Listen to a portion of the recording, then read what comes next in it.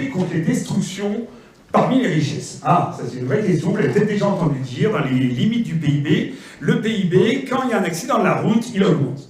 Pourquoi? Parce que l'accident de la route génère des activités qui sont les revenus de certaines personnes, le dépanneur, le garagiste, l'ambulancier, le médecin, tous les gens qui interviennent vont se faire payer après un accident de la route, et donc ça va générer du PIB. La question donc, c'est est-ce que ce PIB compterait des choses qu'il ne faudrait pas compter parce que c'est pas de la richesse. Alors, je vais essayer de ne pas faire trop long, mais il y a un gars qui s'appelle Frédéric Bastiat, qui était un économiste libéral du début du 19e, qui avait déjà écrit sur la question. Il racontait des petites histoires. Il avait raconté l'histoire de Jacques Bonhomme qui s'est fait casser sa vitre et qui se désolait parce qu'on lui avait cassé sa vitre. Et ses voisins lui disent « Mais vous inquiétez pas, c'est très bien qu'on vous ait cassé votre vitre parce que ça va faire travailler un vitrier.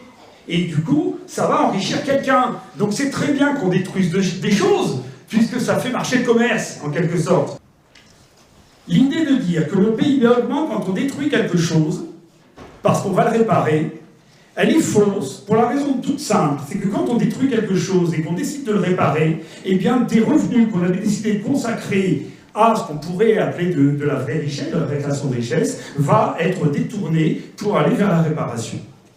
Ah oui, c'est pas honteux de vouloir réparer ce qui a été abîmé. D'ailleurs, c'est presque une richesse d'avoir les moyens de réparer ce qui est abîmé, de soigner les handicapés, les personnes qui ont été blessées sur la route.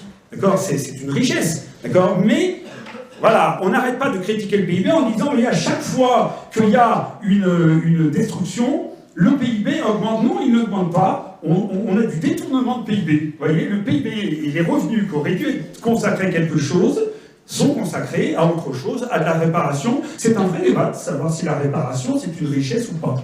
La réparation, ça peut tout à fait être envisagé comme une richesse.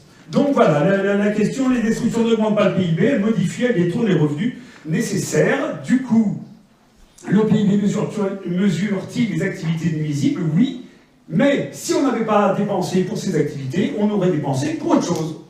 Oui, mais ces activités permettent le maintien des autres activités, c'est très important. Si on n'avait pas toutes ces activités de réparation, le reste ne pourrait pas fonctionner. Donc il est très important qu'on ait ce que James Tobin, un grand économiste, avait appelé les dépenses défensives.